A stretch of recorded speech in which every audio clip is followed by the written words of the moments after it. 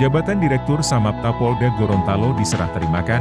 Acara Sertijab tersebut dipimpin oleh Kapolda Irjen Pol Helmy Santika SIK MSI, bertempat di Aula Titinepo Mapolda Gorontalo, Senin, 13 Maret 2023. Jabatan Direktur Samapta diserahterimakan dari Kombes Teguh Hardiyo Wibisono sebagai pejabat lama kepada pejabat baru AKBP Moh Zamroni SIK.